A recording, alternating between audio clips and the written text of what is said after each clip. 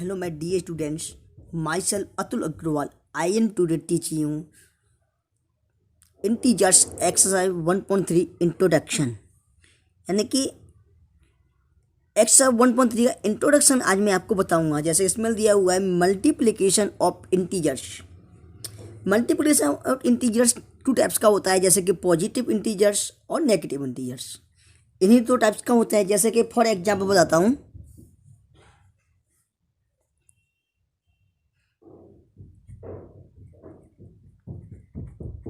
Positive integers, for example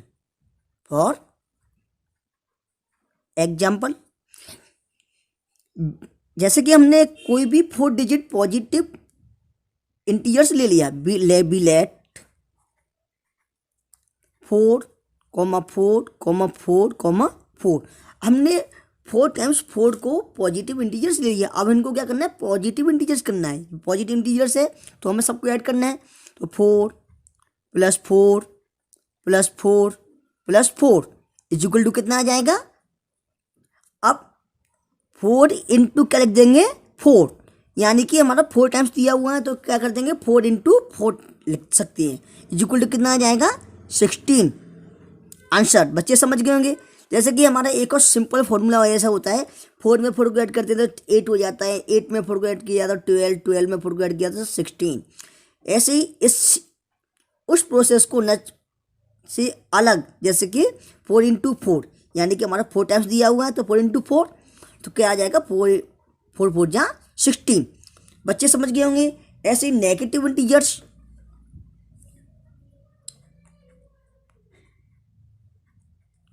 negative integers में भी हम क्या करेंगे, इसमें हमारा नेगेटिव इंटीजर्स लेंगे। जैसे कि बिलेट -3, -3, -3 हमने -3 3 टाइम्स 3 को ले लिया तो क्या करेंगे,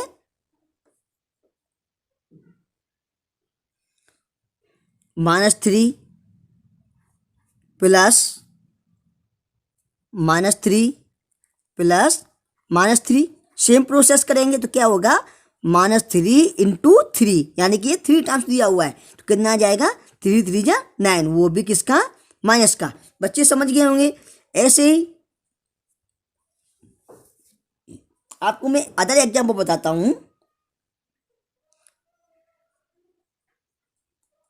अदर एग्जाम्पल,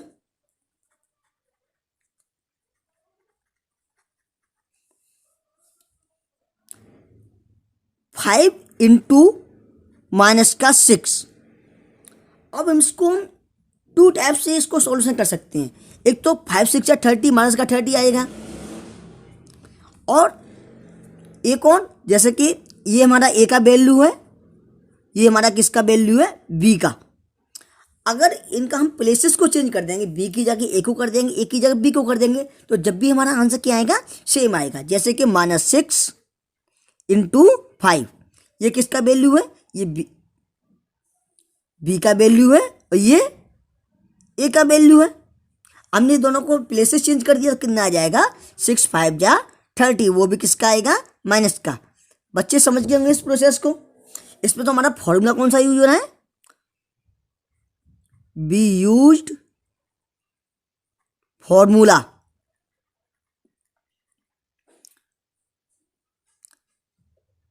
ए इंटू माइनस का बी इजुगल टू माइनस का ए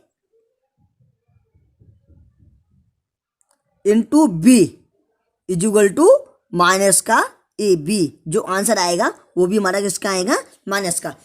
ऐसे क्वेश्चन में हम इस फॉर्मूला का यूज करते हैं। बच्चे समझ गए होंगे। ऐसे my next step is properties of multiplication of integers.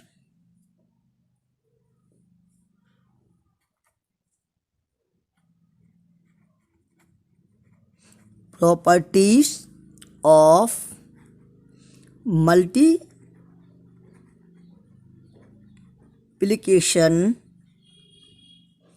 of integers.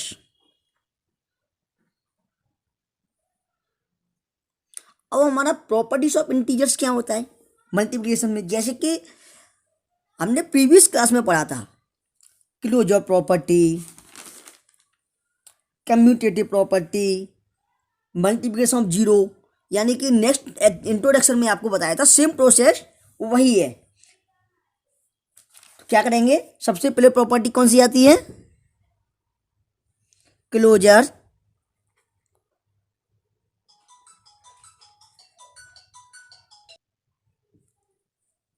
Under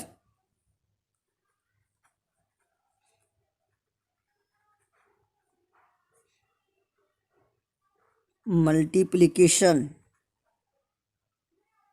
इसमें हमारा क्या होता है, क्लोजर अंडर मल्टीप्लिकेशन में क्या होता है, फॉर एग्जाम्पल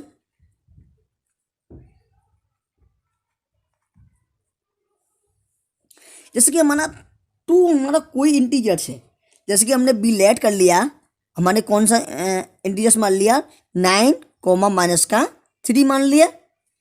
अब इसमें क्या करना है, मल्टीप्लिकेशन करना है। क्या करना है, मल्टीप्लिकेशन। तो क्या करेंगे, हमारा सेम प्रोसेस मैंने आपको बताया था पहले, तो फॉर्मूला क्या आएगा हमारा, A into B formula, A into B equal to minus का B into A equal to minus का ए भी आएगा। बच्चे समझ गए होंगे सेम प्रोसेस। तो क्या करेंगे, हमारा ए का वैल्यू कितना है 9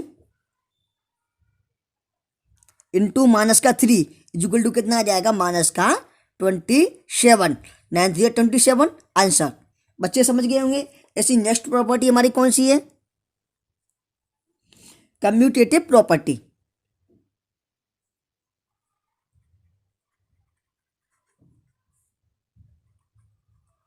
कम्यूटेटिव प्रॉपर्टी। अब कम्यूटेटिव प्रॉपर्टी में हमारा फॉर्मूला क्या होता है,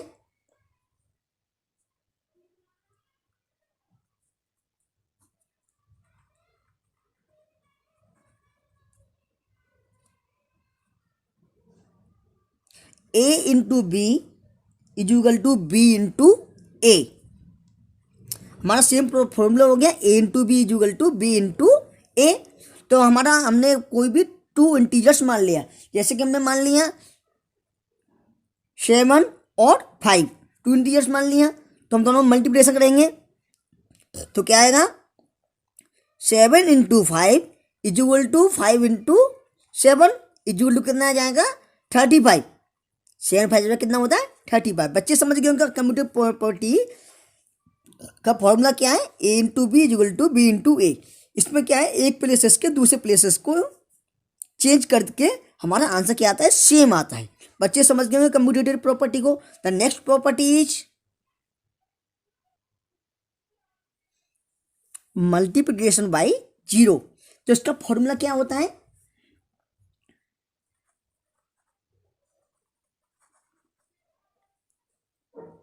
हम किसी भी इंटीजर्स में, पॉजिटिव इंटीजर हो या नेगेटिव इंटीजर हो, उसमें हम जीरो का मल्टीप्लाई करना है। तो क्या होगा, A into zero equal to zero into A equal to answer कितना आएगा, जीरो। यानी कि किसी भी इंटीजर्स में, या पॉजिटिव इंटीजर हो या नेगेटिव इंटीजर हो, मल्टीप्लाई करने पर जीरो का, तो उसका आंसर क्या आएगा, जीरो ही आएगा, और कोई भी इंटीजर नहीं आएगा। तो बच्चे समझ गए होंगे। तो हमारा फॉर्मूला कौन सा होगा, A into zero equal to zero into A equal to क्या आएगा, जीरो आंसर आएगा। जैसे कि for example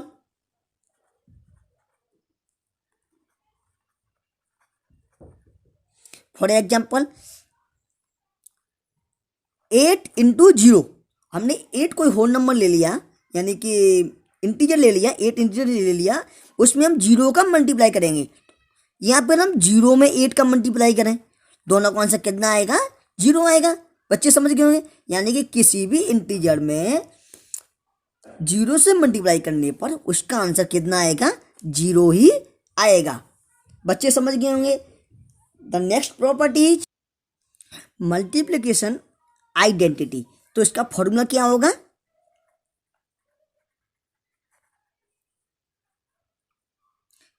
A into one equal to one into A equal to क्या आएगा? ए आएगा। यानी कि किसी भी इंटीजर में हम वन का मल्टीप्लाई करने पर वही इंटीजर आएगा जिसका जो हमने इंटीजर लिया हुआ है। जैसे कि for example 7 into one equal to कितना आएगा? 1 into 7 equal to 7। Other example बताता हूँ नेगेटिव वाला, ये तो पॉजिटिव हो गया नेगेटिव। माइनस का 8 into one equal to minus का 8 इंटू वन इजुगल टू कितना आएगा? माइनस का 8। बच्चे समझ गए होंगे। Next property is associative property. इसका फॉर्मूला क्या होता है?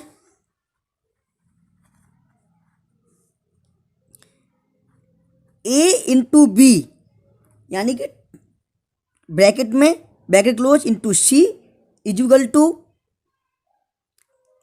ए इंटू ब्रैकेट में B into C equal to into bracket में ए इंटू सी। यानी कि हमें पेयर लेना, टू इंटीजर्स का हमें क्या लेना पड़ता? Pair.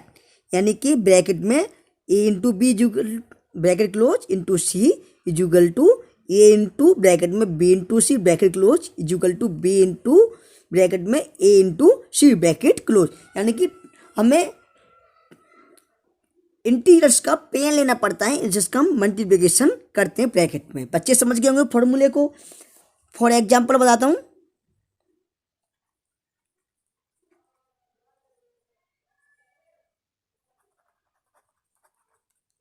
For example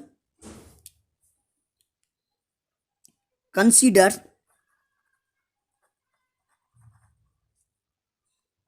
9 comma minus के 2 और 3। हमारा ये किसका वैल्यू हो गया? ए का वैल्यू हो गया, ये बी का वैल्यू हो गया, ये सी का वैल्यू हो गया। तो हम इस फॉर्मूले में इसको एसोसिएटिव प्रॉपर्टी में फॉलो करेंगे। तो क्या करेंगे? ए का वैल्यू हमारा कितना है? 9 इंटू बी का वैल्यू कितना है? माइनस का 2 ब्रैकेट क्लोज इंटू सी का वैल्यू कितना हो गया? 3 इजुगल टू, अब ए का वैल्यू कितना है? 9 इंटू बी का वैल्यू कितना है? माइनस का 2, सी का वैल्यू कितना है? 3 इजुगल टू, अब बी का वैल्यू कितना है? माइनस का 2 ब्रैकेट और ए का वैल्यू कितना है? 9 इंटू और सी का वैल्यू कितना है? 3। हमने वैल्यू को पुट कर दिया है। Use this formula. तो 9 टू जा कितने होंगे? माइनस का 18 into 3 is equal to 9 into 2 3 जा 6 माइनस का 6 इज इक्वल टू माइनस का 2 इंटू 9 3 जा 27। अब 18 3 जा कितने होते हैं? 54 माइनस का 54 इज इक्वल टू 9 6 जा 54 इज इक्वल टू 27 में 2 से मल्टीप्लाई करेंगे तो कितना आएगा? माइनस का 54 आंसर। यानी कि हमें किन्हीं दो इंटीजर्स का पेयर लेना पड़ता है जिसको हम ब्रैकेट में रखते हैं और मल्टीप्लाई अदर इंटीजर से कर देते हैं, तो हमारा एसोसिएटिव प्रॉपर्टी यूज होती है। समझ गए होंगे बच्चे। ऐसी next property is distributive property. अब डिस्ट्रीब्यूटिव प्रॉपर्टी का फॉर्मूला क्या होता है मैं आपको बताता हूं। फॉर्मूला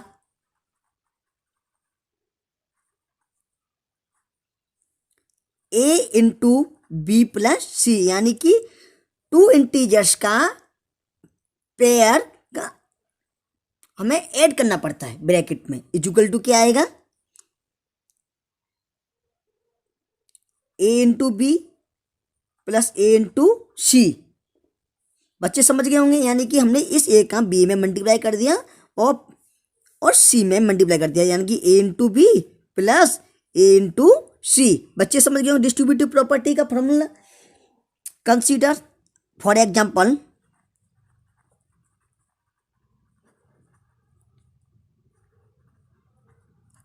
कंसीडर 5 -3 और 2।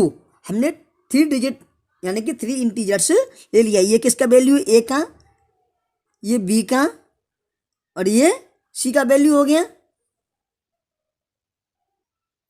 तो इसमें हम किसकी प्रॉपर्टी यूज करेंगे, डिस्ट्रीब्यूटिव प्रॉपर्टी को हम यूज करेंगे। तो हमारा ए का तो वो फॉर्मूला क्या है, ए इंटू ब्रैकेट में बी प्लस सी का pair equal to A into B plus A into C. तो हमारा वैल्यू ए का कितना है 5 इंटू बी का वैल्यू -3 प्लस और सी का वैल्यू कितना है 2। बच्चे समझ गए होंगे। इजुगल टू क्या आएगा, इस 5 का इसमें हम मल्टीप्लाई कर देंगे यानी कि इंटू कर देंगे। तो 5 इंटू -3, 5 इंटू -3 ये क्या आ गया प्लस 5 इंटू 2 इजुगल टू 5 3 या कितनी होती है -15 प्लस 5 2 या 10। अब -15 में से प्लस का 10 ऐड करें तो कितना आ जाएगा -5। बच्चे समझ गए होंगे। Thank you. अगर मेरा वीडियो आपको अच्छा है तो वीडियो को लाइक करें, शेयर करें और चैनल को सब्सक्राइब करना ना भूलें। Thank you.